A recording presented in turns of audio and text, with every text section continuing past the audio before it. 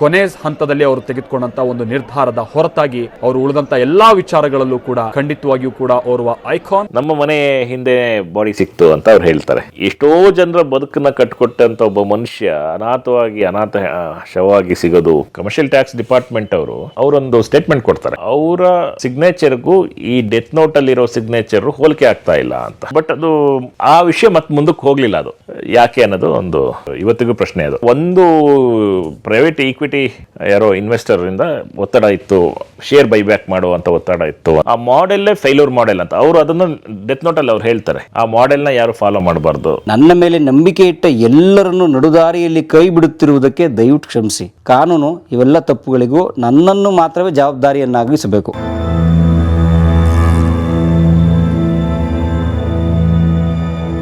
ಬೆಳಗ್ಗೆ ಇದ್ರೆ ಅದು ಆಲ್ರೆಡಿ ಸ್ಪ್ರೆಡ್ ಆಗಿತ್ತು ವಿಷಯ. ಕಾಫಿ ಡೇ ಆಫೀಸ್ ಇಲ್ಲಿ ವಿಠಲ್ ಮಲ್ಯ ರೋಡ್ ಅಲ್ಲಿ ಏನಿತ್ತು, ಅಲ್ಲಿ ಫುಲ್ ಪೊಲೀಸ್ ಒಳಗಡೆ ಎಲ್ಲ ಹುಡುಕಾಟಗಳು ನಡೀತಾ ಇತ್ತು. ಏನಾದ್ರು ಸಿಗ್ಬೋದಾ ಪ್ರೂಫ್, ಏನಾದ್ರು ನೋಟ್ಸ್ ಗಿಟ್ಸ್ ಆ ತರ ಸಿಗ್ಬೋದಾ ಅಂತ ಜನ ಸೇರಿದಂಗೆ ಪೊಲೀಸ್ ಎಲ್ಲ ಇದ್ ಮಾಡ್ತಾರೆ. ಅಲ್ಲೂ ಕೂಡ ಹುಡುಕಾಟ ನಡೀತಾ. ಜೊತೆಗೆ ಡೈರೆಕ್ಟರ್ಸ್ ಮೀಟಿಂಗ್ ಕೂಡ ಆಗತ್ತೆ. ಮುಂದೇನು ಅಂದ್ರೆ ಯಾರಿಗೂ ಏನೂ ಗೊತ್ತಿಲ್ಲ. ಅಂದ್ರೆ ಕಂಪ್ನಿ ಅವ್ರು ಯಾವ್ದು ಮಾಡೆಲ್ ಒಂದು ಸೆಟ್ ಮಾಡಿದ್ರು ಅಂದ್ರೆ, ಈಗ ಅವರ ಏನು ಬೋರ್ಡ್ ಆಫ್ ಡೈರೆಕ್ಟರ್ಸ್ ಇದ್ದಾರೆ ಅವರೆಲ್ಲ ದೊಡ್ಡ ಮನುಷ್ಯರೇ, ಎಕ್ಸ್ಪರ್ಟ್ಸೇ ಆಗಿದ್ರು ಕೂಡ ಮುಂದೇನು ಅನ್ನೋದೇ ಗೊತ್ತಿಲ್ಲ ಅವರಿಗೆ. ಏನು ಮಾಡಬೇಕು ಮುಂದೆ, ಯಾರನ್ನ ಈಗ CEO ಮಾಡೋದು ಅಥವಾ ಮ್ಯಾನೇಜಿಂಗ್ ಇದಕ್ಕೆ ತರೋದು ಯಾರಿಗೂ ಗೊತ್ತಿಲ್ಲ. ಏನು ಮಾಡಬೇಕು ಅನ್ನೋದೇ ಗೊತ್ತಿಲ್ಲ ಅನ್ನೋ ಒಂದು ಗೊಂದಲಕಾರಿ ಪರಿಸ್ಥಿತಿನ ಕ್ರಿಯೇಟ್ ಆಗತ್ತೆ. ಪರಿಸ್ಥಿತಿ ಅಂದ್ರೆ ಇವರ ಬಿಸ್ನೆಸ್ ಪ್ಯಾಟ್ರನ್ನು ಎಷ್ಟು ಕೆಟ್ಟದಾಗಿತ್ತು ಅಂತ. ಸೊ ಯಾರಿಗೂ ಏನು ಅರ್ಥನೇ ಆಗ್ತಾ ಇಲ್ಲ. ಮುಂದೆ ಏನ್ ಮಾಡ್ಬೇಕು ಅನ್ನೋದೇ ಅರ್ಥ ಆಗ್ತಾ ಇಲ್ಲ. ಆಮೇಲೆ ಯಾರು ಡಿಸ್ಆರ್ಗನೈಸ್ಡ್ ಅಂದ್ರೆ ಅವರು ಅದೊಂದು ಪ್ಯಾಟ್ರನ್ ಅವ್ರು ಸೆಟ್ ಮಾಡಿ ಇಟ್ಟಿದ್ರು. ಅಂದ್ರೆ ಬೇಕಂತ ಯಾರು ಅರ್ಥ ಆಗಲ್ಲ. ಒಂದ್ ಕಡೆ ಡೈರೆಕ್ಟರ್ ಹೇಳ್ತಾರೆ, ಯಾರೊಬ್ರು ಇನ್ನೊಬ್ರು ಇಂಟರ್ವ್ಯೂ ಮಾಡಿದಾಗ ಅವ್ರು ಹೇಳ್ತಾರೆ, ಯಾವ ತರ ಇತ್ತು ಅಂದ್ರೆ ಮೀಟಿಂಗ್ಸ್ಗಳಲ್ಲಿ ಸಿದ್ಧಾರ್ಥ್ ಏನ್ ಹೇಳ್ತಾರೆ ಅದೇ ಫೈನಲ್ ಅನ್ನೋ ತರ. ಎಲ್ಲರೂ ಕೂಡ ಅದಕ್ಕೆ ಹೂ ಅಂತಿದ್ರು, ಅದೇ ಹೂ ಅನಿಸ್ತಿದ್ರು ಅವರು ಅಂತ. ಅವರ ಮಾತುಗಳಿಂದ, ಅವ್ರು ಕೊಡೋ ವಿವರಣೆಗಳು, ಸಮರ್ಥನೆಗಳು, ಇವುಗಳಿಂದ ಸಿದ್ಧಾರ್ಥ್ ಹೇಳಿದ್ದೆ ಫೈನಲ್ ಅನ್ನೋ ಥರ ಇವರೆಲ್ಲ ಒಂದು ಪೇಪರ್ ಮೇಲೆ ಇದ್ರು ಅಷ್ಟೇ. ಇನ್ನು ಉಳಿದಂತೆ ಎಲ್ಲ ನಿರ್ಧಾರಗಳು ಸಿದ್ಧಾರ್ಥೆ ತಗೊಳ್ತಿದ್ರು ಅನ್ನೋದೊಂದು ಇದನ್ನ ಹೇಳ್ತಾರೆ ಅವರು. ಈ ನಡುವೆ ಹುಡುಕಾಟಗಳು ಶುರು ಆಗುತ್ತೆ. ಈ ಕಡೆ 2 ದಿನ ಆಗತ್ತೆ ಅದು ಸಿಗ್ಲಿಕ್ಕೆ. ನದಿ ತುಂಬ ಹರಿತಿತ್ತಾ? ನದಿ ತುಂಬಾ ದೊಡ್ಡ ಮಟ್ಟದಲ್ಲಿ ಇದಾಗಿ ಮಳೆಗಾಲ. ಆ ಟೈಮಲ್ಲಿ ಒಳ್ಳೆ ಮಳೆಗಾಲ, 2019 ಒಳ್ಳೆ ಮಳೆಗಾಲ. ಹೌದು. ಆಮೇಲೆ ಅದೊಂದು ಸೋನಾರ್ ಅಂತ ಒಂದು ಸಿಸ್ಟಮ್ ತರ್ತಾರೆ ಕಾರವಾರದಿಂದ, ನೌಕಾಪಡೆಯಿಂದ, ಅಲ್ಲಿ ಸೀಬರ್ಡ್ ಇಂದ. ಅದು ಒಳಗಡೆ ಇದನ್ನ ಕಳಿಸಿ ಆ ತರಂಗಗಳನ್ನ, ವೈಬ್ರೇಷನ್ಸ್ ನ ಇಟ್ಕೊಂಡು ಹುಡುಕುವಂತ ಒಂದು ಇದು ಮೆಥಡ್. ಅದು ಇಂಥ ಜಾಗದಲ್ಲಿ ಇರಬಹುದು ಅನ್ನೋದನ್ನ ಅವರು ಒಂದು ಇದರಲ್ಲಿ ಒಂದ್ ಮಟ್ಟಿಗೆ ಹೇಳ್ತಾರೆ. ಸೊ ನದಿ ಹರಿಯೋ ಅಷ್ಟು ಉದ್ದು ಹುಡುಕ್ಬಿಟ್ಟವ್ರು ಮೊದಲು ಹುಡುಕಿದ್ದಾರೆ, ಎಲ್ಲ ಕಡೆ ಹುಡುಕಿದ್ದಾರೆ. ಒಂದ್ ಕಡೆಗೆ ಬಾಡಿ ಬಿದ್ದಿರುತ್ತೆ, ಪಕ್ಕದಲ್ಲಿ ಬಿದ್ದಿರುತ್ತೆ ಬಾಡಿ. ಒಳಗಡೆ ಸಿಗ್ತಾ ಮೇಲೆ ಪಕ್ಕದ ದಡದಲ್ಲಿ ಕೈ ಗಟ್ಟಿ ಈ ತರ ಮುಷ್ಟಿ ಬಿಗಿ ಹಿಡಿದಿರೋದು ಆ ತರ ಇತ್ತು ಅನ್ನೋದೊಂದು ಆ ಥರದ್ದು ಹೇಳ್ತಾರೆ. ನನಗೆ ಒಬ್ರು ಹೇಳಿದ್ರು, ಅಂದ್ರೆ ಹೀಗೆ ಮಾತಾಡ್ತಾ, ಅಲ್ಲೇ ಪಕ್ಕ ಅವ್ರು ಏನ್ ಬಾಡಿ ಸಿಕ್ತು ಅಲ್ಲೇ ಪಕ್ಕದ ಮನೆ ಅವರು, ನಮ್ಮ ಮನೆ ಹಿಂದೆ ಬಾಡಿ ಸಿಕ್ತು ಅಂತ ಅವ್ರು ಹೇಳ್ತಾರೆ. ನನ್ಗೆ ಹೇಳಿದ್ರು ಒಬ್ರು. ನನಗೆ ಒಂಥರ ನಿಜಕ್ಕೂ ಒಂದು ಆ ಟೈಮಲ್ಲಿ ಒಂಥರ ಏನೋ ಒಂದು ಸಂಕಟ ಆಯಿತು. ಎಷ್ಟೋ ಜನರ ಬದುಕನ್ನ ಕಟ್ಕೊಟ್ಟಂಥ ಒಬ್ಬ ಮನುಷ್ಯ ಅನಾಥ ಶವವಾಗಿ ಸಿಗೋದು ಅಂದರೆ ನಿಜಕ್ಕೂ ಅದೊಂದು ಅಂತ ನಮಗೆ ಆ ಕನೆಕ್ಷನ್ಸ್ ಇರೋದ್ರಿಂದ ಅದನ್ನ ಅಷ್ಟು ಈಸಿಯಾಗಿ ಡೈಜೆಸ್ಟ್ ಮಾಡ್ಕೊಳ್ಳೋಕ್ಕೆ ಆಗಲ್ಲ. ಬಟ್ ದಿನದ ನಂತರ ಬಾಡಿ ಸಿಗ್ತದೆ. ಇನ್ನೇನು ಅದಾದ ನಂತರ ಚಿಕ್ಕಮಂಗ್ಳೂರಲ್ಲಿ ನಾನು ಹೇಳಿದ್ನಲ್ಲ ಬಿಗಿನಿಂಗಲ್ಲಿ, BK ಸುಂದರೇಶ್ ಮತ್ತು ತೇಜಸ್ವಿಯವರ ನಂತರ ಅತಿ ಹೆಚ್ಚು ಜನ ಸೇರಿದ್ದ ಅಂದರೆ ಇದೇನೆ. ದರ್ಶನಕ್ಕೆ ಇಟ್ಟಿದ್ರಾ? ಚಿಕ್ಕಮಂಗ್ಳೂರಲ್ಲಿ ಸಾರ್ವಜನಿಕ ದರ್ಶನಕ್ಕೆ ಹೌದು. ದಾರಿ ಉದ್ದಕ್ಕೂ ಜನಸಾಗರ. ಹೇಗೆ ಅಂದರೆ ಒಬ್ಬ ಸೆಲೆಬ್ರಿಟಿ ಎಲ್ಲೋ ದಾರಿಯಲ್ಲಿ ಬರ್ತಿದ್ದಾನೆ ಅಂದರೆ ಯಾವ ಥರ ಅವನನ್ನು ಮಾತಾಡ್ಸಿರಲ್ಲ, ಅವ್ನ ಪರಿಚಯ ಇರಲ್ಲ, ಆದರೂ ಕೂಡ ಜನ ಒಂದು ಅಭಿಮಾನದಿಂದ ಹೋಗಿ ನಿಂತ್ಕೊಳ್ತಾರೆ ರೋಡಲ್ಲಿ. ಅದೇ ಥರ ಈ ಸಿದ್ಧಾರ್ಥನ ಜೀವನದಲ್ಲಿ ಒಂದಿನೂ ನೋಡದೇ ಇರೋರು ಕೂಡ ಬಂದು ಅವ್ರ ಮನೇಲೇ ಯಾರೋ ಒಬ್ಬ ವ್ಯಕ್ತಿ ತೀರ್ಕೊಂಡಿದ್ದಾನೆ ಅನ್ನೋ ಥರದ್ದು ಒಂದು ಭಾವನೆನ ವ್ಯಕ್ತಪಡಿಸೋದಿದೆಯಲ್ಲ, ಅದು ಯಾಕೆ ಅಂದರೆ ಸಿದ್ಧಾರ್ಥ್ ಆ ಜಿಲ್ಲೆಗೆ ಕೊಟ್ಟ ಕೊಡುಗೆ, ಆ ಜಿಲ್ಲೆಯ ಜನರನ್ನು ಎಕನಾಮಿಕಲಿ ಗಟ್ಟಿಗೊಳಿಸಿದ್ದು ಅದೇ ಕಾರಣ. ಚಿಕ್ಕಮಂಗ್ಳೂರು ಬಂದ ನೀವು ಸಿದ್ಧಾರ್ಥ ಗೊತ್ತಿಲ್ಲ ಅನ್ನೋ ಒಬ್ಬ ವ್ಯಕ್ತಿನ ತೋರಿಸಿ, ಆದರೆ ಸಿದ್ಧಾರ್ಥ ಯಾರ ಕಣಿಗೂ ಬೀಳ್ತಿರ್ಲಿಲ್ಲ, ಜನಗಳ ಜೊತೆನೇ ಸೇರ್ತಿರ್ಲಿಲ್ಲ, ಒಂಥರ ಅಂತರ್ಮುಖಿ ಅಂತ ಹೇಳ್ಬೋದು. ಸಭೆ ಸಮಾರಂಭಗಳಿಂದೆಲ್ಲ ದೂರ, ಅಂತಿಮ ಯಾತ್ರೆಯಲ್ಲಿ ಅಷ್ಟೊಂದು ದೊಡ್ಡ ಮಟ್ಟದ ಜನ ಸ್ವಯಂ ಪ್ರೇರಿತ ಬಂದು ಇಡೀ ಜಿಲ್ಲೆ ಈ ಥರದ್ದೆಲ್ಲ ಆಗಿದ್ದಿದೆಯಲ್ಲ, ಅದು ಕಾರಣ ಇದೆ. ಈಗ ನಾನು ಬೇರೆ ಪರ್ಸೆಪ್ಷನಲ್ಲಿ ಮಾತಾಡ್ಬೋದು, ಅಂದರೆ ಈಗ ಅಥವಾ ನೀವು ಇಲ್ಲ ಈ ಥರದ್ದೇನೋ ಮಿಸ್ಟೇಕ್ಸ್ ಆಗಿತ್ತು, ಬಿಸ್ನೆಸ್ಸಲ್ಲಿ ಇದಾಗಿತ್ತು, ಇವ್ರಿಗೆ ಮೋಸ ಮಾಡಿದ್ರು ಅಥವಾ ಇವ್ರದ್ದು ದುಡ್ಡು ತೊಗೊಂಡ್ರು, ಇದು ಹಿಂಗಾಯ್ತು ಅನ್ನೋದನ್ನ ನೀವು ಒಬ್ಬ ಹೊರಗಿನ ವ್ಯಕ್ತಿಯಾಗಿ ಅಥವಾ ಬಿಸ್ನೆಸ್ ಅನಲೈಸ್ ಮಾಡೋ ಒಂದು ಇದಲ್ಲಿ ಕೂತ್ಕೊಂಡು ನೀವು ಮಾತಾಡ್ಬೋದು. ಆದರೆ ಒಬ್ಬ ಜನಸಾಮಾನ್ಯನಾಗಿ ಆ ಪರ್ಟಿಕ್ಯುಲರ್ ಊರಿನ ವ್ಯಕ್ತಿ ಅವನೊಬ್ಬ ಜನಸಾಮಾನ್ಯ, ಅವನಿಗೆ ಈ ಬಿಸ್ನೆಸ್ ಆಸ್ಪೆಕ್ಟ್ಸ್ ಬೇಕಾಗಿಲ್ಲ. ನಂಗೆ ಅದೆಲ್ಲ ಗೊತ್ತಿಲ್ಲಪ್ಪ, ಸಿದ್ಧಾರ್ಥಿಂದ ನನಗೆ ಹೆಲ್ಪ್ ಆಗಿದೆ ಅಥವಾ ನನ್ನ ಮಗನಿಗೆ ಉದ್ಯೋಗ ಸಿಕ್ಕಿದೆ, ನನ್ನ ಕಾಫಿಗೆ ಒಂದು ಬೆಲೆ ಸಿಕ್ಕಿದೆ ಅನ್ನೋದಿದೆಯಲ್ಲ, ಅದನ್ನು ಕೂಡ ನಾವು ಪರಿಗಣನೆಗೆ ತಗೊಳ್ಳೇಬೇಕು. ಇಲ್ಲ ಅವ್ನು ಬಿಸ್ನೆಸ್ ಮಾಡ್ದ ಅಂತ ಹೇಳಕ್ಕೆ ಬರಲ್ಲ. ಅವ್ನು ಬಿಸ್ನೆಸ್ ಮಾಡ್ದ ಅನ್ನಂಗಿಲ್ಲ, ಅವ್ನು ಬೇರೆ ಥರನೂ ಮಾಡ್ಬೋಯಿತ್ತು. ಬೆಂಗಳೂರು ಸುತ್ತಮುತ್ತ ಎಂಪ್ಲಾಯೀಸು ಅವನಿಗೆ ಬರೀ ಅವನು ಎಂಪ್ಲಾಯ್ಮೆಂಟ್ ಕ್ರಿಯೇಟ್ ಮಾಡಬೇಕು ಅನ್ನೋ ಉದ್ದೇಶ ಇಲ್ಲದೆ ಅವನ ಕೆಫೆಗೆ ಕೆಲಸಕ್ಕೆ ಜನ ಬೇಕು ಅಂದರೆ ಯಾವ ಊರಿಂದ ಬೇಕಾದ್ರೂ ತೊಗೊಂಡೋಗಿ ಮಾಡಿಸ್ಬೋದಿತ್ತು. ಇಲ್ಲ ನನ್ನೂರಿನ ಜನನೇ ಬರಲಿ, ಅವರಿಗೊಂದು ಉದ್ಯೋಗ ಸಿಗಲಿ ಅನ್ನೋದಿದೆಯಲ್ಲ. ಆಮೇಲೆ ಮೇಲೆ CEO ಏನು ರೆಸ್ಪೆಕ್ಟ್ ಕೊಡ್ತಿದ್ರು, ಕೆಳಗಡೆ ಕಾಫಿ ಕೊಡ್ತಿದ್ದವನಿಗೂ ಅಷ್ಟೇ ರೆಸ್ಪೆಕ್ಟ್ ಅವರು ಕೊಡ್ತಾಯಿದ್ರು. ಅದೊಂದು ಅವರಲ್ಲಿದ್ದಂಥ ಒಂದು ತುಂಬ ಒಳ್ಳೆ ಸ್ವಭಾವ. ಅದು ನಾನೇ ಖುದ್ದಾಗಿ ನೋಡಿದ್ದೀನಿ. ಒಂದಿನ ರಾತ್ರಿ ಒಂದು 12 ಗಂಟೆ 12:30 ಆಗಿದೆ, ನಮ್ಮ ನೈಟ್ ಶಿಫ್ಟ್, ಒಬ್ಬನೇ ಕೂತ್ಕೊಂಡಿದ್ದೆ, ಚಳಿಗಾಲ. ರಾತ್ರಿ ಒಬ್ಬ ವ್ಯಕ್ತಿ ಬಂದರು. ನಾನು ಆ್ಯಕ್ಚುಲಿ ಅವ್ರನ್ನ ಅವತ್ತಿನ ತನಕ ನೋಡಿಲ್ಲ, ಅವತ್ತಿನ ಕಾಲದಲ್ಲಿ ನೋಡೋಕ್ಕೂ ಆಗ್ತಿಲ್ಲ, ಯಾಕಂದರೆ ಸ್ಮಾರ್ಟ್ಫೋನ್ಸು ಅದು ಇದು ಏನೂ ಇರಲಿಲ್ಲ. ಬಂದರು, ಕಾಫಿ ತೊಗೊಂಡ್ರು, ಮಿಲ್ಕ್ ಶೇಕ್ ಏನೋ ತೊಗೊಂಡ್ರು. ಅದೊಂದು ಮೆಷಿನ್ ಬರುತ್ತೆ, ಅದು ವೆಡ್ಡಿಂಗ್ ಮಿಷಿನ್. ಆ ಮೆಷಿನ್ ಒಳಗಡೆ ಒಂದು ಪೌಡ್ರನ್ನು ನೀರಲ್ಲಿ ಮಿಕ್ಸ್ ಮಾಡಿ ಹಾಕಿದ್ರೆ ಅದು ತಿಕ್ ಫಾರ್ಮ್ಯಾಟಿಗೆ ಬರುತ್ತೆ. ಅದನ್ನು ಮಿಲ್ಕ್ ಶೇಕ್ ಮಾಡಲಿಕ್ಕೆ ಯೂಸ್ ಮಾಡ್ತಾರೆ, ಎಸೆನ್ಸ್ ಹಾಕಿ ಮಿಲ್ಕ್ ಶೇಕ್ ಮಾಡೋವಂಥದ್ದು. ತೊಗೊಂಡ್ರು, ಒಂದು ಅರ್ಧ ಗಂಟೆ ಅಲ್ಲಿ ದೂರದಲ್ಲಿ ಹೋಗಿ ಕೂತ್ಕೊಂಡ್ರು. ಕುಡಿದು ಬಂದ ನಂತರ ಯಾಕೆ ಮಿಲ್ಕ್ ಶೇಕ್ ಇಷ್ಟೊಂದು ತಿಂದೆ ಅಂತ ಕೇಳಿದ್ರು. ಇಲ್ಲ ಸರ್, ಇದು ಮೆಷಿನ್ ಸ್ವಲ್ಪ ಪ್ರಾಬ್ಲಮ್ ಇದೆ, ಸರಿ ವರ್ಕ್ ಆಗ್ತಾ ಇಲ್ಲ, ಇದಾಗ್ತಾ ಇಲ್ಲ, ನೀವು ದುಡ್ಡೇನು ಕೊಡೋದು ಬೇಡ ಸರ್ ಅಂತ ಅಂದೆ. ದುಡ್ಡು ಕೊಟ್ಟಿಲ್ಲ ಅಂದರೆ ನಿಮ್ಮ ಕಂಪ್ನಿಗೆ ಲಾಸ್ ಅಲ್ವೇನಪ್ಪ ಅಂದರು. ನನಗೇನು ಹೇಳಬೇಕು ಗೊತ್ತಾಗಲಿಲ್ಲ. ಆಮೇಲೆ ಸರಿ ನಿಮ್ಮ ಯಾವ ಊರು ಅಂದರು. ಹಿಂಗೆ ಮೂಡಿಗೆರೆ. ಹೌದಾ, ನಾನು ಆ ಕಡೆನೇ ಕಣೋ, ನಾನು ಇದೇ ಕಂಪ್ನಿಯಲ್ಲಿ ಕೆಲಸ ಮಾಡೋದು ಅಂತ ಹೇಳಿ ಹೋದರು. ನೆಕ್ಸ್ಟ್ ಡೇ ನಾನು ಮತ್ತೆ ನೈಟ್ ಶಿಫ್ಟಿಗೆ ಹೋಗುವಾಗ ಮೆಷಿನ್ ಸರಿಯಾಗಿತ್ತು. ನಮ್ಮ ಮ್ಯಾನೇಜರ್ ಕಾಲ್ ಮಾಡ್ದೆ, ನೀನು ಈ ಥರ ಮೆಷಿನ್ ಹಾಳಾಗಿದೆ ಅಂತ ಯಾರಿಗಾರು ಹೇಳಿದ್ಯಾ ಅಂದರು. ಯಾರೋ ಒಬ್ರು ಹಿಂಗೆ ಬಂದಿದ್ರಪ್ಪ, ಅಲ್ಲಿ ಪಕ್ಕದ BPO ಅಲ್ಲಿ ವರ್ಕ್ ಮಾಡ್ತಾರಂತೆ, ಹಿಂಗೆಲ್ಲ ಕೇಳಿದ್ರು. ಅವರೇ ಕಣೋ ಸಿದ್ಧಾರ್ಥಣ್ಣ ಅಂತ ಅಂದ. ಅಂದರೆ ಅವ್ರು ಏನು ಹೇಳಿದ್ರು ಅಂದ್ರೆ, ಹೋಗುವಾಗ ಚಳಿಲಿ ನಡುಕ್ತಾ ಕೂತ್ಕೊಂಡಿದೆಯಲ್ಲೋ, ಬರ್ತಾ ಒಂದು ಜಾಕೆಟ್ ಅದೆಲ್ಲ ತೊಗೊಂಡು ಬರಬೇಕು, ಚಳಿಲಿ ಹಂಗೆ ಕೂರಬಾರ್ದು. ಅವ್ರಿಗೆ ಆ ಮೆಷಿನ್ ವರ್ಕ್ ಆಗ್ತಿಲ್ಲ ಅನ್ನೋದ್ರ ಮೇಲೆ ಎಷ್ಟು ಕಾಳಜಿ ಇತ್ತೋ, ಅಲ್ಲಿ ಕೆಲಸ ಮಾಡೋ ಒಬ್ಬ ಹುಡುಗನಿಗೆ ಅವನು ಚಳಿಯಲ್ಲಿ ಕೂತ್ಕೊಂಡಿದ್ದಾನೆ ಅನ್ನೋದು ಕೂಡ ಅವ್ರ ಕಾಳಜಿ ಇತ್ತು. ಹ್ಯೂಮನ್ ಸೈಡ್ ಈ ಥರದ್ದು ಒಂದು ಅದೇನೋ ಗೊತ್ತಿಲ್ಲ, ಅದೊಂದು ದ್ವಂದ್ವ ವಿಪರ್ಯಾಸಗಳು ತುಂಬ ಇದ್ದಾವೆ. ಈ ಮುಖ ಆ ಮುಖ ಎರಡೂ ಮುಖಗಳನ್ನೂ ನಾವು ಪರಿಗಣನೆಗೆ ತಗೊಳ್ಳೇಬೇಕು. ಓಕೆ, ನಮ್ಮ ಊರಿಗೆ ಒಂದಷ್ಟು ಸಹಾಯ ಆಯಿತು, ದೊಡ್ಡ ಮಟ್ಟದ ಸಹಾಯ ಆಯಿತು ಅನ್ನೋದು ಎಷ್ಟು ಮುಖ್ಯನೋ, ಕಂಪ್ನಿ ಬಿದ್ದೋಗಕ್ಕೆ ಏನೇನು ಕಾರಣಗಳಾಯಿತು, ಅದರಿಂದ ಬೇರೆ ಎಷ್ಟೊಂದು ಜನರಿಗೆ ತೊಂದರೆ ಆಯಿತು, ಇದು ಕೂಡ ಮುಖ್ಯ. ಈ ಎರಡೂ ಆಸ್ಪೆಕ್ಟಲ್ಲಿ ನಾವು ಈ ಪುಸ್ತಕ ಹೇಳ್ತಾ ಹೋಗುತ್ತೆ. ಅದಾದ ನಂತರ ಸರಣಿ ಸಭೆಗಳಾಗ್ತವೆ, ಯಾರನ್ನ CEO ಮಾಡಬೇಕು ಅನ್ನೋದ್ರ ಬಗ್ಗೆ ಚರ್ಚೆಗಳಾಗ್ತವೆ. ಕಡೆಗೆ ಅವರ ವೈಫ್ ಅವರು CEO ಆಗಿ ನೇಮಕ ಆಗ್ತಾರೆ. ಅಲ್ಲಿ ಮಧ್ಯಂತರದ್ದೊಂದು ಕಮಿಟಿ ಮಾಡ್ತಾರೆ. ಈ ಒಂದಷ್ಟು ಸಮಸ್ಯೆಗಳನ್ನ ಸರಿ ಮಾಡಲಿಕ್ಕೆ ಅಂತ ಒಂದು ಕಮಿಟಿ ಆಗುತ್ತೆ. ಅದರಲ್ಲಿ ಅವರು ಮಾಳವಿಕಾ ಅವರು ಮತ್ತೆ ಅವ್ರ ಮುಂಚೆ ಆ ಕಂಪ್ನಿಯಲ್ಲಿ ಇದ್ದಂಥ, ಆಮೇಲೆ SV ರಂಗನಾಥ್ ಮುಖ್ಯ ಕಾರ್ಯದರ್ಶಿ, ಕರ್ನಾಟಕದಲ್ಲಿ ಮುಖ್ಯ ಕಾರ್ಯದರ್ಶಿ ಆಗಿದ್ರಲ್ಲ, ಕೃಷ್ಣ ಪೀರಿಯಡ್ ಅವರು one of the director coffee ಡೇದು, ಅವ್ರನ್ನ CEO ಮಾಡ್ತಾರೆ. ಈ ಥರದ್ದೆಲ್ಲ ಬೆಳವಣಿಗೆಗಳಾಗತ್ತೆ. ಗಂಗೆ ಹೆಗಡೆ ತೀರ್ಕೊಂಡಿದೆ ಇವಾಗ. ಇವರು ತೀರ್ಕೊಂಡು 1 ತಿಂಗಳಿಗೆ ಅವ್ರು ತೀರ್ಕೊಳ್ತಾರೆ. ಅವ್ರ ಪ್ರಜ್ಞೆ ಬಂತ? ಇಲ್ಲ, ಅವ್ರಿಗೆ ಮಗ ತೀರ್ಕೊಂಡದ ವಿಷಯಗಳೇ ಅವರಿಗೆ ತಲುಪಿಲ್ಲ, ಗೊತ್ತಿಲ್ಲ. ಅಯ್ಯೋ, ಕೋಮಾದಲ್ಲಿರ್ತಾರೆ, ನೆವರ್ ರಿಕವರ್ಡ್. ಇವರು ಜುಲೈಯಲ್ಲಿ ತೀರ್ಕೊಳ್ತಾರೆ, ಅವರು ಮೋಸ್ಟ್ಲಿ ಆಗಸ್ಟ್ ಅಥವಾ ಸೆಪ್ಟೆಂಬರ್ಲಿ ಅವ್ರು ತೀರ್ಕೊಳ್ತಾರೆ. ಕಡೆಗೂ ಗೊತ್ತೇ ಆಗಿಲ್ಲ ಅವರ ಮಗ ತೀರ್ಕೊಂಡಿದ್ದಾನೆ ಅನ್ನೋ ವಿಷಯನೇ ಅವ್ರಿಗೆ ಗೊತ್ತಾಗಲ್ಲ. ಆ ಮನುಷ್ಯನಿಗೆ ಮಗನ ಮೇಲೆ ವಿಪರೀತ ಪ್ರೀತಿ. ಎಷ್ಟು ಮಕ್ಳು ಇವರು ಸಿದ್ಧಾರ್ಥ ಅವರು? ಒಬ್ಬರೇ ಮಗ ಇವರು. ಅಂದರೆ ಇವ್ರಿಗೊಂದು ಕನಸಿತ್ತಂತೆ, ನನ್ನ ಮಕ್ಕಳಿಗೆ ಕೂಡ ನಮ್ಮ ತಂದೆ ನನಗೇನು ಮಾದರಿಯಾಗಿದ್ರು ಅದೇ ಥರ ನನ್ನ ಮಕ್ಕಳಿಗೂ ಕೂಡ ನನ್ನ ವ್ಯಕ್ತಿತ್ವ ಮಾದರಿ ಆಗಬೇಕು ಅನ್ನೋದೊಂದು ಇದು ಕನಸಿತ್ತಂತ ಅವ್ರಿಗೆ. ಬಟ್ ಅದೊಂದು ದುರಂತ ಏನಂದರೆ ಬಹುಶಃ ಇವ್ರ ತಂದೆನ ಉಳಿಸ್ತೀನಿ ಅಂತ ಇವ್ರು ತೀರ್ಕೊಂಡಿದ್ದಿರ್ಬೋದು ಅಥವಾ ಆ ಥರದೊಂದು ನಿರ್ಧಾರಕ್ಕೆ ಬಂದಿರ್ಬೋದು. ಅದಾಗ ಒಂದು ತಿಂಗಳೇ ಅವ್ರ ತಂದೆನೇ ತೀರ್ಕೊಂಡ್ರು. ಇದೆಲ್ಲ ವಿಪರ್ಯಾಸ ಅಂತ ಅನ್ಬೋದು. ಬಟ್ ಅದಾದಮೇಲೆ ಒಂದಷ್ಟು ಬದಲಾವಣೆಗಳು ಆಗ್ತಾ ಹೋಯಿತು.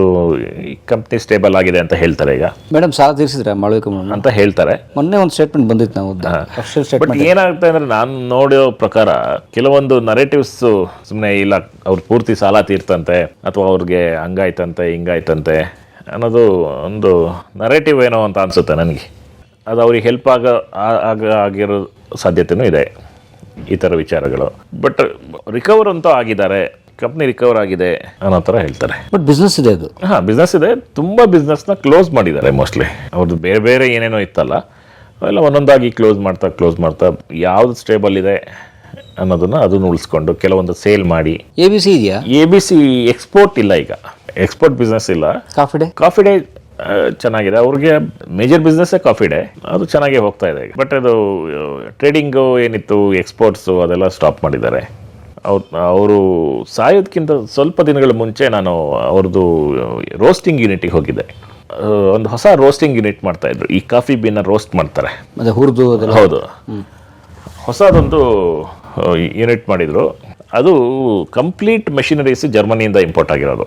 ಎಲ್ಲದೂ ಅಡ್ವಾನ್ಸ್ಡ್ ಟೆಕ್ನಾಲಜಿನ ಸೆಟಪ್ ಮಾಡಿದರು. ಇನ್ನೇನು ಒಂದು ತಿಂಗಳಲ್ಲಿ ಸ್ಟಾರ್ಟ್ ಆಗ್ತದೆ ಇದು ಅಂತ ಅಲ್ಲಿ ಹೇಳಿದರು. ನಾನು ಹೋದಾಗ, ನಾನು ಯಾರೋ ನಮ್ಮ ಸ್ನೇಹಿತರ ಜೊತೆ ಹೋಗಿದ್ದೆ. ಅಷ್ಟೊತ್ತಿಗೆ ಇವ್ರಿಗೆ ಈ ಥರ ಆಗೋಯ್ತು. ಇನ್ನೊಂದು ಏನೋ ಫರ್ನಿಚರ್ ಒಂದು ಬಿಸ್ನೆಸ್ ಓಪನ್ ಮಾಡ್ತಾರೆ ಅನ್ನೋದೊಂದು ಮಾತಿತ್ತು. ಅದಕ್ಕೋಸ್ಕರ ಅಲ್ಲೊಂದು ಫರ್ನಿಚರ್ ಫ್ಯಾಕ್ಟ್ರಿ ಕೂಡ ಸೆಟಪ್ ಮಾಡಿದರು. ಅದು ಕೂಡ ಒಳ್ಳೊಳ್ಳೆ ಮೆಷಿನ್ಸ್ ಎಲ್ಲ ಇಂಪೋರ್ಟೆಡ್ ಮೆಷಿನ್ಸ್ ಅಂತ ಹೇಳ್ತಾರೆ. ಅದೆಲ್ಲ ಯಾರಿಗೋ ಸೇಲ್ ಮಾಡಿದ್ರು ಅಂತಾರೆ. ಫರ್ನಿಚರ್ಗಳನ್ನೆಲ್ಲ ಹಂಗೆ ಈ ಅವ್ರ ಎದುರುಗಡೆ ಇದರಲ್ಲಿ ಇಟ್ಟಿದ್ರು, ತುಂಬ ಕಮ್ಮಿ ರೇಟಿಗೆ ಎಲ್ಲರಿಗೂ ಮಾರ್ಬಿಟ್ರು ಎಲ್ಲ. ನಾನು ಒಂದು ಸಲ ಹೋದಾಗ ಏನಕ್ಕೆ ಇಷ್ಟೊಂದು ಜನ ಇದ್ದಾರೆ ಇಲ್ಲಿ ಅಂತ ನೋಡಿದಾಗ ಫರ್ನಿಚರ್ಸ್ ತಗೊಳಕ್ಕೆ ಬಂದ ಜನಗಳು. ಆಮೇಲೆ ಅವ್ರಿಗೊಂದು ಕಾಫಿ ಡೇ ಅನ್ನೋ ವಿಷಯದಲ್ಲಿ ಒಂದು ಪ್ಯಾಷನ್ ಇತ್ತು. ಆ ಥರದ್ದು ಪ್ಯಾಷನ್ ಇದೆಯಲ್ಲ, ಅದು ಎಲ್ರಿಗೂ ಬರಲ್ಲ. ನೀನು ಫರ್ನಿಚರ್ ಒಂದು ವರ್ಷ ಅಷ್ಟೊಂದು ಹಳೇದಾಯಿತು, ಚಕ್ ಅಂತ ಹೊಸ ಫರ್ನಿಚರ್ ತೊಗೊಂಡು ಬಾ, ಹೊಸ ಕಾನ್ಸೆಪ್ಟ್ ಬಂತು, ಕಂಪ್ಲೀಟ್ ಇಂಟೀರಿಯರ್ ಚೇಂಜ್ ಮಾಡು. ಅದ್ರ ಮೇಲೇ ತುಂಬ ಇನ್ವೆಸ್ಟ್ ಮಾಡಿದ್ದಾರೆ, ಮತ್ತೆ ಇನ್ವೆಸ್ಟ್ ಮಾಡಿದ್ದಾರೆ. ಅದೆಲ್ಲ ಹೊಡೆತ ಬಿದ್ದಿರ್ಬೋದು ಅಥವಾ ಅಂದರೆ ಹೊರೆ ಆಗಿರ್ಬೋದು. ಹೊಡೆತ ಅನ್ನೋದಕ್ಕಿಂತ ಹೊರೆ ಆಗಿರ್ಬೋದು. ಇವೆಲ್ಲರ ಕಾರಣದಿಂದನೇ ತಾನೇ ಅವ್ರಿಗೆ ದೊಡ್ಡ ಹ್ಯೂಜ್ ಅಮೌಂಟ್ ಬೇಕಿದ್ದಿದ್ದು, IPO ಹೋಗೋ ಒಂದು ನಿರ್ಧಾರ ಮಾಡಿದ್ದು. ಈ ಥರದ್ದು FIR ಏನು ಹೇಳುತ್ತೆ? FIR ಅಲ್ಲಿ ಇವತ್ತಿಗೂ ಪೋಸ್ಟ್ಮಾರ್ಟಮ್ ಬಂದು ಆತ್ಮಹತ್ಯೆ ಅನ್ನೋದೇ ಇರೋದು. ಆಮೇಲೆ ನನಗೆ ಇದನ್ನು ಬರೀಲಿಕ್ಕೆ ಒಂದು ಮೂಲ ಕಾರಣ, ಉದ್ದೇಶ ಏನಿತ್ತು ಅಂದರೆ, ನಾವು 2020ರಲ್ಲಿ ನಾವೇ ಬರಿಬೇಕು ಅಂತ ನಾವು ಒಂದು ಮಾತುಕತೆ ಚರ್ಚೆ ಮಾಡಿದ್ವಿ, ನಾವು ನಮ್ಮ ಪ್ರಕಾಶಕರು. ಅದಾದಮೇಲೆ ನಮ್ಮ ಬೇರೆ ಬೇರೆ ಕೆಲಸಗಳಲ್ಲಿ ಬ್ಯುಸಿ ಆದ್ವಿ. ಜೊತೆಗೆ ಅಷ್ಟೊಂದು ವಿಷಯಗಳನ್ನ ಕಲೆಕ್ಟ್ ಮಾಡೋದು ಕಷ್ಟ ಅನಿಸ್ತು. ಅದಾದಮೇಲೆ ಈಗ ರೀಸೆಂಟಾಗಿ ಈ ಪುಸ್ತಕ ಲಾಸ್ಟ್ ಇಯರ್ ಬಂತು. ನನಗೆ ಇದನ್ನು ಕನ್ನಡಕ್ಕೆ ಹೇಳಲೇಬೇಕು ಅನ್ನೋದು ಒಂದು ಉದ್ದೇಶ ಏನಕ್ಕಿತ್ತು ಅಂದರೆ, ಸಿಕ್ಕಾಬಟ್ಟೆ ತಪ್ಪು ಕಲ್ಪನೆಗಳು ಆಮೇಲೆ ಗಾಳಿ ಸುದ್ದಿಗಳು ತುಂಬ ಇದೆ. ಸಿದ್ಧಾರ್ಥ್ ಹಂಗಾಯ್ತಂತೆ, ಇದಕ್ಕೆ ಹಿಂಗೆ ಮಾಡ್ಕೊಂಡ್ರಂತೆ, ಇಷ್ಟು ಸಾಲ ಇತ್ತಂತೆ, ಅದಾಯ್ತಂತೆ, ಅವ್ರನ್ನ ಯಾರೋ ಸಾಯಿಸ್ಬಿಟ್ರಂತೆ, ಅದು ಆತ್ಮಹತ್ಯೆನೇ ಅಲ್ವಂತೆ. ಅಂದರೆ ಮನಸ್ಸಿಗೆ ಬಂದಂಗೆ ಅವರವರ ಇದಕ್ಕೆ ಸಿಕ್ತಂಗೆ ಮಾತಾಡೋದು ಅದು ತುಂಬ ಕೇಳಿದ್ದೆ ನಾನು. ಇದೆಲ್ಲದಕ್ಕೊಂದು ಕ್ಲಿಯರ್ ಪಿಕ್ಚರ್ನ ತರಬೇಕು. ಅದು ಇಂಗ್ಲೀಷಲ್ಲಿ ಬಂದಿದೆ ಅಂದಾಗ ನಮ್ಮ ಭಾಷೆಯಲ್ಲಿ ಹೇಳಬೇಕಲ್ಲ ಅದನ್ನು, ಅನ್ನೋ ಕಾರಣಕ್ಕೆ ಇದನ್ನು ಮಾಡಲೇಬೇಕು ಅನ್ನೋ ಒಂದು ಇದಕ್ಕೆ ನಿರ್ಧಾರ ಮಾಡಿದ್ವಿ. ಎಷ್ಟೊಂದು ತಪ್ಪು ಕಲ್ಪನೆಗಳಿಗೆ ಅಥವಾ ಅನುಮಾನಗಳಿಗೆ, ಪ್ರಶ್ನೆಗಳಿಗೆ ಉತ್ತರಗಳಿದೆ ಪುಸ್ತಕದಲ್ಲಿ. ಕೆಲವೊಂದು ನಿಮಗೆ ಬಿಗಿನಿಂಗಿಂದ ಆಲ್ಮೋಸ್ಟ್ 7th ಚಾಪ್ಟರ್ ತನಕ ಒಂಥರ ಹಿಂಗೆ ಗ್ರೋತ್ ಈ ಥರ ಹೋಗುತ್ತೆ. ಸಿನಿಮಾ ₹1 ಇಂದ 1000 ಕೋಟಿ ಮಾಡೋ ಸಿನಿಮಾ ಇದೆಯಲ್ಲ, ಆ ಥರ ಒಂದು ಖುಷಿ ಕೊಡುತ್ತೆ. ಆಮೇಲೆ ಆ್ಯಕ್ಚುಯಲ್ ಸ್ಟ್ಯಾಟಿಸ್ಟಿಕ್ ನೆಕ್ಸ್ಟ್ ಓಪನ್ ಆಗ್ತಾ ಹೋಗುತ್ತೆ. ಬಟ್ ನಾವೆಲ್ಲೂ ಕೂಡ ಅವ್ರನ್ನ ವೈಭವೀಕರಿಸೂ ಇಲ್ಲ ಅಥವಾ ಅವ್ರ ಬಗ್ಗೆ ನೆಗೆಟಿವ್ ಆಗಿಯೂ ಏನೂ ಬರೋದಿಲ್ಲ. ಯಾಕಂದರೆ ಎರಡಕ್ಕೂ ಉತ್ತರ ಕೊಡೋಕೆ ಅವರಿಲ್ಲ. ಇಲ್ದಿರೋ ವ್ಯಕ್ತಿ ಬಗ್ಗೆ ವೈಭವೀಕರಣ ಮಾಡಿದ್ರು ಅದನ್ನು ಸಮರ್ಥನೆ ಮಾಡ್ಕೊಳ್ಳೋಕ್ಕೋ ಇಲ್ಲಪ್ಪ ಅಂತ ಹೇಳೋಕ್ಕೂ ಆ ಮನುಷ್ಯ ಇಲ್ಲ. ಅಥವಾ ನಮಗೇನೋ ಮನಸ್ಸಿಗೆ ಬಂದಿದ್ದನ್ನೆಲ್ಲ ಹೇಳೋಕ್ಕೆ ಅದಕ್ಕೆ ಉತ್ತರ ಕೊಡೋಕ್ಕೋ ಅದನ್ನು ಸಮರ್ಥನೆ ಮಾಡ್ಕೊಳ್ಳೋಕ್ಕೋ ಅವರಿಲ್ಲ. ಬಟ್ ಆ್ಯಕ್ಚುಯಲ್ ಏನಿತ್ತು ಅದನ್ನು ಅವರು ದಾಖಲೆಗಳನ್ನ ಸಂಗ್ರಹಿಸಿ ಅವರನ್ನು ಇಂಟರ್ವ್ಯೂ ಮಾಡಿ ಒಂದಷ್ಟು ಜನ ಇವರನ್ನು ಎಲ್ಲ ಮಾಡಿದ ನಂತರ ಬರಿತಾ ಹೋಗಿದ್ದಾರೆ. ಸೊ ಈ original writer Rukmini Rao and Prosenjit Datta ಅವ್ರಿಗೆ ಎಲ್ಲಿ ಸಿಗ್ತೀವಿ ಇಷ್ಟು ಡೇಟಾ? ಅವರು ಮೂಲತಃ ಪತ್ರಕರ್ತರು ಬಿಸ್ನೆಸ್ ಟುಡೇಯಲ್ಲಿ ಮತ್ತು ಬ್ಲೂಮ್ಬರ್ಗಲ್ಲಿ ಎಲ್ಲ. ಆ ಒಂದು ಕನೆಕ್ಷನಲ್ಲಿ ತುಂಬ 3.5-4 ವರ್ಷ ಅದ್ರ ಮೇಲೆ ಕೆಲಸ ಮಾಡಿದ್ದಾರೆ. ಇದು ಇಮಿಡಿಯೇಟ್ ಇವತ್ತು ಹೋಗಿ ನಾನು ನಾಳೆ ಬರ್ಕೊಂಡು ಬರ್ತೀನಿ ಅನ್ನೋ ಥರದ್ದು ವಿಷಯಗಳಲ್ಲ ಇವು. ಅದ್ರ ಹಿಂದೆ ಬೀಳಬೇಕು, ಅದ್ರ ಕನೆಕ್ಷನ್ಸ್ ತೊಗೋಬೇಕು, ಆಮೇಲೆ ಅವರ ಹಳೇ CEO ಯಾರಿದ್ರು ಅವರನ್ನು ಮತ್ತು ಯಾರ್ಯಾರು ಆ ಕಂಪ್ನಿಯಲ್ಲಿ ಭಾಗಿಯಾಗಿದ್ದರು ಅವರನ್ನು ಇಂಟರ್ವ್ಯೂ ಮಾಡಬೇಕು. ತುಂಬ ಕೆಲಸ ಮಾಡಿದ್ದಾರೆ. ಆಲ್ಮೋಸ್ಟ್ 4 ವರ್ಷ ಶ್ರಮ ಅನ್ಬೋದು. ಈ ಬುಕ್ ನೋಡಿದ್ರೆ ಮೇಡಮ್ ಎಲ್ಲ ಮಾಡಬೇಕು ಮೇಡಮ್ ಎಲ್ಲ? ಇಲ್ಲ, ನಾವು ಅವ್ರು ಇನ್ನೂ ಕಳಿಸಿಲ್ಲ, ಬಹುಶಃ ಮುಂದೆ ನೋಡ್ಬೋದು ಅವರು. ಇದು ಇತ್ತೀಚೆಗೆ ಮಾಡಿದ್ದು ಅಂದರೆ ಇಂಗ್ಲೀಷ್ ಯಾವಾಗ ಬಂತು? ಇಂಗ್ಲೀಷ್ ಬಂದು ಆಲ್ಮೋಸ್ಟ್ 1 ವರ್ಷ ಆಗಿರ್ಬೋದು. ಸೊ ಎಸ್ ಎಂ ಕೃಷ್ಣ ಅವರು ಇರಲಿಲ್ಲ ಇದ್ರಾ? ಎಸ್ ಎಂ ಕೃಷ್ಣ ಇಲ್ಲ ಅನಿಸುತ್ತೆ. ಓಕೆ. ನಮ್ಮ ಕೈಗೆ ಸಿಕ್ಕಿದ್ದು ಲಾಸ್ಟ್ ಸೆಪ್ಟೆಂಬರ್-ಅಕ್ಟೋಬರ್ ಟೈಮಲ್ಲಿ, 7-8 ತಿಂಗಳಾಗಿದೆ. ಹಾಂ. ಅವ್ರ ಡೆತ್ ನೋಟ್ ಎಲ್ಲಿ ಸಿಕ್ತು? ಡೆತ್ ನೋಟ್ ಅವ್ರ ಆಫೀಸಲ್ಲಿ ಸಿಕ್ತು ಅಂತ ಹೇಳ್ತಾರೆ. ಅಲ್ಲಿ ಒಂದು ವಿವಾದ ಆಗ್ತದೆ. ಡೆತ್ ನೋಟು ಏನು ಅವ್ರ ಆಫೀಸಲ್ಲಿ ಜುಲೈ 27ಕ್ಕೆ ಬರೆದಿದ್ದಾರೆ ಅಂತ ಹೇಳುತ್ತೆ. ಡೆತ್ ನೋಟ್ ಜುಲೈ 27 ಡೇಟ್ ಅಂತ ಇದೆ. ಡೆತ್ ಆಗಿರ್ತಿದ್ರು 29 2 ದಿನ ಹಿಂದೆನೇ ಬರೆದಿದ್ರು ಅಂತ ಒಂದು ಮಾಹಿತಿ ಇದೆ. ಬಟ್ ಅದನ್ನು ಇವರು ಯಾರು ಕಮರ್ಷಿಯಲ್ ಟ್ಯಾಕ್ಸ್ ಡಿಪಾರ್ಟ್ಮೆಂಟ್ ಅವರು ಅವರೊಂದು ಸ್ಟೇಟ್ಮೆಂಟ್ ಕೊಡ್ತಾರೆ. ಅವರ ಸಿಗ್ನೇಚರ್ಗೂ ಈ ಡೆತ್ ನೋಟಲ್ಲಿರೋ ಸಿಗ್ನೇಚರು ಹೋಲಿಕೆ ಆಗ್ತಾ ಇಲ್ಲ ಅಂತ. ಅದೊಂದು ವಿಚಾರ ಮತ್ತೆ ಮುನ್ನೆಲೆಗೆ ಬರಲೇ ಇಲ್ಲ. ಅದೊಂದು ಹೇಳಿಕೆ ಕೊಟ್ಟಿದ್ದಾರೆ ಅವರು. ಏನು ಈಗ ಆ ಟೈಮಲ್ಲಿ ಒಂದು ದೊಡ್ಡ ಒಪಿನಿಯನ್ ಕ್ರಿಯೇಟ್ ಆಯ್ತಲ್ಲ, ಇದು IT ಅವರು ಟಾರ್ಚರ್ ಕೊಟ್ಟಿದ್ದಕ್ಕೆ ಹಿಂಗಾಯ್ತಂತೆ, IT ಅವ್ರು ತುಂಬ ಟಾರ್ಚರ್ ಕೊಡ್ತಾ ಇದ್ರಂತೆ, ಅಥವಾ ಇವರೆಲ್ಲ ಮಾಡ್ತಾ. ಆ ಸಮಯದಲ್ಲಿ ಅವರೊಂದು ಸ್ಟೇಟ್ಮೆಂಟು IT ಡಿಪಾರ್ಟ್ಮೆಂಟಿಂದ ಬರುತ್ತೆ. ಅವರ ಹಿಂದೆ ಅವರ ರಿಪೋರ್ಟ್ಸ್ ಸಬ್ಮಿಟ್ ಮಾಡುವಾಗ ಏನು ಸಿಗ್ನೇಚರ್ಗಳಿರ್ತವೆ, ಆ ಸಿಗ್ನೇಚರ್ ಜೊತೆಗೆ ಈ ಸಿಗ್ನೇಚರ್ ಮ್ಯಾಚ್ ಆಗ್ತಾ ಇಲ್ಲ ಅಂತ. ಬಟ್ ಆ ವಿಷಯ ಮತ್ತೆ ಮುಂದಕ್ಕೆ ಹೋಗಲಿಲ್ಲ, ಅದರಲ್ಲೇ ಸ್ಟಾಪ್ ಆಯಿತು. ಅದು ಕೂಡ ಒಂಥರದ್ದು ಕುತೂಹಲಕಾರಿ ವಿಚಾರನೇ. ಯಾಕೆ ಅದು ಮುಂದುವರಿಲಿಲ್ಲ, ಅಥವಾ ಅದು ಮುಂದೆ ಯಾರು ಅದ್ರ ವಿಷಯ ಮುಂದಕ್ಕೆ ತೊಗೊಂಡು ಹೋಗಲಿಲ್ಲ, ಯಾಕೆ ಅನ್ನೋದು ಒಂದು ಇವತ್ತಿಗೂ ಪ್ರಶ್ನೆ. ಅದು ಅವ್ರು ಅಫಿಷಿಯಲಿ ಅವ್ರು ಸ್ಟೇಟ್ಮೆಂಟ್ ಕೊಟ್ಟಾಗ ಸುಮ್ಮನೆ ನನ್ನ ಬಾಯಿಗೆ ಬಂದು ಹೇಳೋಕ್ಕಾಗಲ್ಲ. ಅಂದರೆ ಅವರು ಇಲಾಖೆಯವ್ರು ಬಂದು ಇಲ್ಲಪ್ಪ ಅವ್ರು ಮ್ಯಾಚ್ ಆಗ್ತಿಲ್ಲ ಅಂತ ಅನ್ಅಫಿಷಿಯಲಿ ಹೇಳೋಕ್ಕಾಗಲ್ವಲ್ಲ. ಅಫಿಷಿಯಲ್ ಪ್ರೆಸ್ ಸ್ಟೇಟ್ಮೆಂಟ್ ಅದು, ಮ್ಯಾಚ್ ಆಗ್ತಾ ಇಲ್ಲ ಸಿಗ್ನೇಚರ್. ಸೊ ತನಿಖೆ ಆಗಲಿಲ್ಲ ಅದು. ಆ ವಿಚಾರವಾಗಿ ತನಿಖೆಗಳೇನು ಆಗಲಿಲ್ಲ. ಪೋಸ್ಟ್ ಮಾರ್ಟಮ್ ರಿಪೋರ್ಟಲ್ಲಿ ಸೂಸೈಡ್ ಅಂತಿದೆ. ಪೋಸ್ಟ್ ಮಾರ್ಟಮ್ ರಿಪೋರ್ಟಲ್ಲಿ ಸುಸೈಡ್ ಅಂತ ಇದೆ. ಇಂಥ ವಿಚಾರಗಳು ಕೆಲವೊಂದು ಇವತ್ತಿಗೂ ನಿಗೂಢ ಅಂತ ಹೇಳ್ಬೋದು. ಬಟ್ ಅವರು ಆತ್ಮಹತ್ಯೆ ಮಾಡಿಕೊಳ್ಳೋಷ್ಟು ಒಳ್ಳೆ ದೇವರ ಬಿಸ್ನೆಸ್. ಅದನ್ನು ಸಂದರ್ಭ ತಕ್ಕಂಥ ಮನುಷ್ಯ ಬದಲಾಗ್ತಾನೆ. ನಾವು ತುಂಬ ಧೈರ್ಯವಂತರು ಅಂತ ಅಂದ್ಕೊಂಡ ನಾವೇ ಎಷ್ಟೋ ಸಲ ಎಲ್ಲ ಡೌನ್ ಆಗ್ತೀವಿ. ಆ ಥರದ್ದು ಒತ್ತಡಗಳೇನೇನಿತ್ತೋ ಅವರಿಗೆ, ಬೇರೆ ಒತ್ತಡಗಳೇನೇನಿತ್ತೋ ಗೊತ್ತಿಲ್ಲ. ಬಟ್ ಅಲ್ಲಿ ಹೇಳೋ ಪ್ರಕಾರ ಒಂದು ಪ್ರೈವೇಟ್ ಈಕ್ವಿಟಿ ಯಾರೋ ಇನ್ವೆಸ್ಟರಿಂದ ಒತ್ತಡ ಇತ್ತು, ಶೇರ್ ಬೈಬ್ಯಾಕ್ ಮಾಡುವಂಥ ಒತ್ತಡ ಇತ್ತು ಅಂತ ಹೇಳ್ತಾರೆ. ಅದರಲ್ಲಿ ಒಂದು ಸಂಸ್ಥೆ ಮೇಲೆ, ಒಂದು ಇನ್ವೆಸ್ಟರ್ ಗ್ರೂಪ್ ಮೇಲೆ ಎಲ್ಲರೂ ಇವರೇ ಇರಬೇಕು ಅಂತ ಆ ಥರದ ಆ ಟೈಮಲ್ಲಿ ಒಂದು ಮಾತುಕತೆ ಇತ್ತು. ಬಟ್ ಅವರು ನೆಕ್ಸ್ಟ್ ಡೇನೇ ಅವರು ಒಂದು ಸ್ಟೇಟ್ಮೆಂಟ್ ಕೊಡ್ತಾರೆ, ನಾವು 2018ರಲ್ಲೇ ನಾವು ವಾಪಸ್ ತೊಗೊಂಡಿದ್ದೀವಿ ಶೇರ್ಸ್ನ ಅನ್ನೋ ಥರ ಅವರು ಒಂದು ಸ್ಟೇಟ್ಮೆಂಟ್ ಕೊಡ್ತಾರೆ. ಅಲ್ಲಿಗೆ ಅವರಲ್ಲ ಅನ್ನೋದು ಒಂದು ನಿರ್ಧಾರಕ್ಕೆ ಬಂದರು ಎಲ್ಲ. ಆದರೆ ಏನು ಬೇಕಾದ್ರೂ ಇರಲಿ, ಎಲ್ಲ ಒಂದು ಉದ್ಯಮದ ಸೋಲೇ ಇದಕ್ಕೆಲ್ಲ ಕಾರಣ. ಖಂಡಿತ ಅಷ್ಟೇ, ಸೋ ಸಿಂಪಲ್. ಈ ಒಂದು ಉದ್ಯಮನ ಕಟ್ಟೋ ಮಾದರಿನೇ ಸರಿ ಇಲ್ಲ ಅಂತ. ನೀವು ಉದ್ಯಮ ಸೋಲ್ಬೋದು, ನೀವು ಬಿಸ್ನೆಸ್ಸಲ್ಲಿ ನಾನು 100% ಎಲ್ಲ ಬಿಸ್ನೆಸ್ ಕ್ಲಿಕ್ ಆಗುತ್ತೆ ಅನ್ನೋದೆಲ್ಲ ಇಲ್ಲ. ನಾವು ಮಾಡಕ್ಕೆ ಕೊಟ್ಟಿದ್ದ ಬಿಸ್ನೆಸ್ ಎಲ್ಲದು ಯಾವುದು 100% ಸಕ್ಸಸ್ ಆಗ್ತೀವಿ ಅನ್ನೋದೆಲ್ಲ ಸುಮ್ಮನೆ. ಆದರೆ ಆ ಒಂದು ಮಾದರಿ ಅಂದರೆ ಮಾಡೆಲ್ನ ಕಟ್ತೀವಲ್ಲ, ಚೌಕಟ್ಟಾಗ್ತೀವಿ, ಆ ಚೌಕಟ್ಟು, ಆ ಮಾಡೆಲ್ಲೇ ಫೇಲ್ಯೂರ್ ಮಾಡೆಲ್ ಅಂತ. ಅವರು ಅದನ್ನು ಡೆತ್ ನೋಟಲ್ಲಿ ಅವ್ರು ಹೇಳ್ತಾರೆ, ನಂದು ಫೇಲ್ಯೂರ್ ಮಾಡೆಲ್ ಅಂತ. Of what coffee day or other companies. Total business ಮಾಡೆಲ್ಲೇ ಫೇಲ್ಯೂರ್ ಮಾಡೆಲ್ ಅಂತ ಅವ್ರು ಹೇಳ್ತಾರೆ. ಸೊ ಆಕ್ಚುಲಿ ಕನ್ಫೆಷನ್ ಸ್ಟೇಟ್ಮೆಂಟ್ ಥರ. ಕನ್ಫೆಷನ್ ಸ್ಟೇಟ್ಮೆಂಟ್ ಥರ. ಆ ವಿಷಯದಲ್ಲಿ ಅವರು ಮಾದರಿ ಆಗಬಾರ್ದು ಯಾರಿಗೂ. ಅಂದರೆ ಆ ಥರದ್ದು ಬಿಸ್ನೆಸ್ನ ಯಾರು ಮಾಡ್ಲಿಕ್ಕೆ ಹೋಗಬಾರ್ದು, ಆ ಮಾಡೆಲ್ನ ಯಾರು ಫಾಲೋ ಮಾಡಬಾರ್ದು. ಒಂಥರ ಹುಲಿ ಸವಾರಿ. ಹುಲಿ ಮೇಲೆ ಕೂತಾಯ್ತು, ಇಳಿಯೋಕ್ಕಾಗ್ತಿಲ್ಲ, ಇಲ್ಲಂಗಿಲ್ಲ, ಹೋಗಂಗಿಲ್ಲ ಮುಂದಕ್ಕೆ. So risky. ಈಗ ಅವರೊಂದು 10 ಥರದ ಉದ್ಯಮಗಳು ನಡೆಸ್ತಾ ಇದ್ರು. ಆ ಮಾಡೆಲೇ ಸರಿ ಇಲ್ಲ ಅಂದಾಗ ಆಬ್ವಿಯಸ್ಲಿ ಈ ಥರದ್ದು ಆಗುವಂಥದ್ದು ಸಹಜ. ಅದನ್ನೇ ಅವ್ರು ಹೇಳ್ತಾರೆ, ನಂದು ಬಿಸ್ನೆಸ್ ಫೇಲ್ಯೂರ್ ಬಿಸ್ನೆಸ್ ಮಾಡೆಲ್ ನಂದು. ಆದರೆ ನೋಡಿ, ಉದಾಹರಣೆಗೆ ವಿಜಯ್ ಮಲ್ಯ ಅವ್ರದ್ದು ಉದಾಹರಣೆ ತಗೊಂಡ್ರು, ಅವ್ರದ್ದು ಕೂಡ ಫೇಲ್ ಆಯಿತು. ಅವ್ರು ಕೆಲವು ಗೆಲ್ತು, ಕೆಲವು ಸೋಲ್ತು, ಅವ್ರದ್ದು ಗ್ರೂಪ್ಸೇ. ಆದರೆ he took it in a different way. ಅವ್ರ ದೇಶ ಬಿಟ್ಟು ಹೋದ್ರು, ಇನ್ನೊಂದು ಇದು what ever it is, he took it in a different way. But ನೋಡಿ, ಸಿದ್ಧಾರ್ಥ್ ಅವ್ರು ಬೇರೆ ದಾರಿಲಿ ತಗೊಂಡ್ರು. ಅಂದ್ರೆ ಇವರಿಗೆ ದೇಶ ಬಿಟ್ಟು ಹೋಗೋ ಅವಕಾಶಗಳು ಇದ್ದಿರ್ಬೋದೇನೋ, ಬಟ್ ಅವ್ರು ಆ ದಾರಿಲಿ ಹೋಗ್ಲಿಲ್ಲ. ಅವರು ಅಲ್ಲ, ನಾನು ದೇಶ ಬಿಟ್ಟು ಹೋಗ್ಬೇಕು ಅಂತ ಹೇಳಲ್ಲ, ಅಂದ್ರೆ ಆ ಥರದ್ದೊಂದು ಮಾರ್ಗ ತಗೊಳ್ಳೋ ಇದಿತ್ತು, ಅವಕಾಶಗಳು ಇವರಿಗೆ ಇದ್ದಿದ್ರು ಕೂಡ ಅವ್ರು ಹೋಗ್ಲಿಲ್ಲ. ಅದಕ್ಕೆ ನನಗನ್ಸೋದು ಅವ್ರ ಕುಟುಂಬದ ಹಿನ್ನೆಲೆನೇ ಕಾರಣ ಆಗಿರ್ಬೋದು.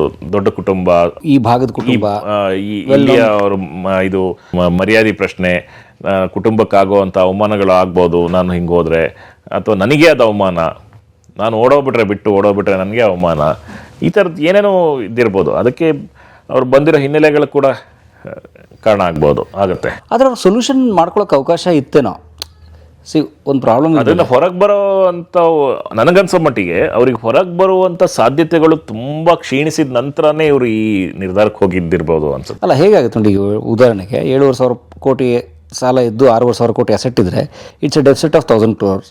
ಸೊ ಅವರು ಯಾವುದೋ ಬೇರೆ ಉದ್ಯಮನೋ ಇನ್ನೊಂದು ಮಾಡಿ ಯಾವಾಗಲೋ ಟೈಮ್ ತೊಗೊಂಡು, ಅಥವಾ ತೀರಾ ಇದಾದರೆ ಏನಾಗುತ್ತೆ, ಬಿಸ್ನೆಸ್ ತಮಗೂ ಗೊತ್ತಿರ್ಬೋದೇನೋ, ಇನ್ಸಾಲ್ವೆನ್ಸಿ ತೊಗೋಬೋದು. ಅಲ್ಲ, ಈ ಥರದ್ದು ಮಾದರಿಗಳಿದ್ದಾವೆ. ಬಟ್ ಅವರ ಪಾಯಿಂಟ್ ಆಫ್ ವ್ಯೂ ಅಲ್ಲಿ ಏನಿತ್ತೋ ಗೊತ್ತಿಲ್ಲ. ಅಂದರೆ ಇದರಿಂದ ಹೊರಗೆ ಬರೋಕ್ಕೆ ಆಗೋದೇ ಇಲ್ಲ ಅನ್ನೋ ಅಷ್ಟು ಮಟ್ಟಿನ ಇದಕ್ಕೆ ಸಿಕ್ಕಾಕೊಂಡಿದ್ದಿರ್ಬೋದು ಅವರು. ಅಥವಾ ನನ್ನ ಜನ ಇಷ್ಟು ವರ್ಷ ಹಿಂಗೆ ನೋಡಿ, ನೀವು ಹೇಳ್ದಂಗೆ ಇಡೀ ಚಿಕ್ಕಮಗಳೂರು ಜಿಲ್ಲೆನ ಮೇಲೆತ್ತಿದ ಒಬ್ಬ ಹುಡುಗ ಅನ್ನೋ ಥರ ನೋಡಿ, ಹುಡುಗರು ಆ ಜನದ ಮುಂದೆ ನನ್ನ ಮರ್ಯಾದೆ ಹೋದಾಗ ಅನ್ನೋ ಥರ ಅದು ಇರ್ಬೋದು. ಬ್ಯಾಂಕ್ರಪ್ಸಿ ತೊಗೊಳಕ್ಕೂ ಆ ಥರದ ಅಡ್ಡಿ ಆಗಿರ್ಬೋದು, ಆ ಥರದೊಂದು ಮನಸ್ಥಿತಿ. ಜೊತೆಗೆ ಇವರು ಹೊರಗಡೆ ಬರೋಕ್ಕಾಗದಿರೋವಂಥ ಸಮಸ್ಯೆಗಳು ಅವರೆಲ್ಲೂ ಹೇಳಿಲ್ಲ ಹೊರಗಡೆ. ಅಂದರೆ ಆ ವಿಷಯಗಳು ಹೊರಗಡೆ ಬಂದಿಲ್ಲ, ಫ್ಯಾಮಿಲಿ ಹೇಳಿಲ್ಲ. ಅವರೆಲ್ಲೂ ಅದನ್ನು ಹೇಳಿಲ್ಲ. ಅವ್ರು ಹೇಳ್ತಿರೋದು ಅಂದರೆ ಸಿದ್ಧಾರ್ಥ್ ಏನೇನು ಫೈನಾನ್ಷಿಯಲ್ ಟ್ರಾನ್ಸಾಕ್ಷನ್ಸ್ ಮಾಡ್ತಾಯಿದ್ರು, ಆ ಟ್ರಾನ್ಸಾಕ್ಷನ್ ಬಗ್ಗೆ ನಮ್ಗೆ ಯಾವ ಮಾಹಿತಿ ಇಲ್ಲ ಅಂತ ಅವ್ರ ಡೈರೆಕ್ಟರ್ಸ್ ಸ್ಟೇಟ್ಮೆಂಟ್ಸು ಅದೇ, ಅವ್ರ ಕಂಪ್ನಿಯಲ್ಲಿ ಇದ್ದಂಥ ಸ್ಟೇಟ್ಮೆಂಟ್ ಅದೇನೆ. ಅವ್ರ ಪತ್ನಿನ ಬಿಸ್ನೆಸ್ಗೆ ಇನ್ವಾಲ್ವ್ ಮಾಡ್ಕೊಂಡಿಲ್ಲ ಅವರು. ಅವರಿಲ್ಲ, ಅಂದರೆ ಅವರು ಈ ಎಲ್ಲ ಬಿಸ್ನೆಸ್ಗಳಲ್ಲಿ ಅವ್ರು ಇರಲಿಲ್ಲ ಅಂತ ಅವ್ರು ಹೇಳ್ತಾರೆ. ಸೊ ಅವರು ಸೆರಾಯಿ ಮಾತ್ರ ನೋಡ್ಕೊಳ್ತಿದ್ರು ಅಂತ. ಅವರು ಏನೋ ರೆಸಾರ್ಟ್ ಬಿಸ್ನೆಸ್ ಇದೆ, ಅದನ್ನ ಮಾತ್ರ ನೋಡ್ತಿದ್ರು. ಉಳಿದಂತೆ ಯಾವುದಕ್ಕೂ ಅವರು ಇನ್ವಾಲ್ವ್ ಆಗಿಲ್ಲ. ಬಟ್ ಒಂದು ಹಿಸ್ಟ್ರಿ ಅಗೇನ್. ಬಟ್ ಒಂದು ಕಲಿಕೆ ಅದು. ಒಬ್ಬ ವ್ಯಕ್ತಿ, ಹೌದು ನಾವು ಎಲ್ಲವ್ರನ್ನೂ ಸೆಲೆಬ್ರೇಟ್ ಮಾಡಿದ್ದೀವಿ, ಅವರಿಂದ ಎಷ್ಟೋ ಜನರಿಗೆ ಉಪಯೋಗ ಆಗಿದೆ, ಆರ್ಥಿಕವಾಗಿ ದೊಡ್ಡ ಮಟ್ಟದ ಲಾಭಗಳಾಗಿದ್ದಾವೆ, ಎಲ್ಲ ಸರಿ. ಆದರೆ ಆ ವ್ಯಕ್ತಿಯ ಬಿಸ್ನೆಸ್ ಮಾಡೆಲ್ಲೇ ಸರಿ ಇಲ್ಲ ಅಂದಾಗ ಇವೆಲ್ಲದೂ ಗೌಣ ಅನಿಸ್ಬಿಡುತ್ತೆ. ನಿಮ್ಮ ಫೌಂಡೇಶನ್ ಗಟ್ಟಿ ಇಲ್ದಿರುವಾಗ ನಾನು ಅಪಾರ್ಟ್ಮೆಂಟ್ ಕಟ್ತೀನೋ, ಇನ್ನೊಂದು ಮಲ್ಟಿ ಸ್ಟೋರಿ ಬಿಲ್ಡಿಂಗ್ ಕಟ್ತೀನೋ ನಿಲ್ಲೋದಿಲ್ಲ. ಎರಡು ವಿಷಯ ಈ ಪುಸ್ತಕದಲ್ಲಿರುವಂಥದ್ದು. ಕಾಫಿ ಕಿಂಗ್, ಕಾಫಿ ಡೇ ಸಂಸ್ಥಾಪಕ ವಿ.ಜಿ. ಸಿದ್ಧಾರ್ಥ್ ಅವರ ಈ ಪುಸ್ತಕದಲ್ಲಿ ಅವರ ಒಟ್ಟಾರೆ ಬದುಕು, ಬೆಳವಣಿಗೆ, ದುರಂತ ಅಂತ ಎಷ್ಟು ಸಂಬಂಧಿಸಿದೆ. ಪುಸ್ತಕದಲ್ಲಿರೋ ಎರಡು ವಿಚಾರ ನಾನು ನಿಮ್ಗೆ ಓದ್ತೀನಿ. ಎರಡು ಪತ್ರಗಳು ಅನ್ಕೋಬೋದು. ಒಂದು FIR ಕಾಪಿ, ಪೊಲೀಸ್ ಅವರ ಫಸ್ಟ್ ಇನ್ವೆಸ್ಟಿಗೇಷನ್ ರಿಪೋರ್ಟ್ದು. FIR ನಂಬರ್ 7 ತಾರೀಕು 37/2019, ಘಟನೆ ನಡೆದ ಸ್ಥಳ ನೇತ್ರಾವತಿ ನದಿ ಸೇತುವೆ, ಜೆಪ್ಪಿನ ಮಗರು, ಮಂಗಳೂರು ನಗರ. ಕಳೆದ 3 ವರ್ಷಗಳಿಂದ ನಾನು ಕೆಫೆ ಕಾಫಿ ಡೇ ಕಂಪ್ನಿಯ ಮಾಲೀಕರಾದ ವಿ.ಜಿ. ಸಿದ್ಧಾರ್ಥ್ ಅವರ ಬಳಿ ಕಾರು ಚಾಲಕನಾಗಿ ಕೆಲಸ ಮಾಡ್ತಿದ್ದೇನೆ. ಜುಲೈ 29 ಬೆಳಗ್ಗೆ 8 ಗಂಟೆ ಹೊತ್ತಿಗೆ ನಾನು ಎಂದಿನಂತೆ ಬೆಂಗಳೂರಿನ ಸದಾಶಿವನಗರದಲ್ಲಿರುವ ಸಿದ್ಧಾರ್ಥರ ಮನೆಗೆ ಕರ್ತವ್ಯಕ್ಕೆ ಹಾಜರಾಗಿದ್ದು, ಸಿದ್ಧಾರ್ಥರನ್ನು ವಿಠಲ್ ಮಲ್ಯ ರಸ್ತೆಯಲ್ಲಿರುವ ಕಚೇರಿಗೆ ಕರೆದೊಯ್ದಿರ್ತಾನೆ.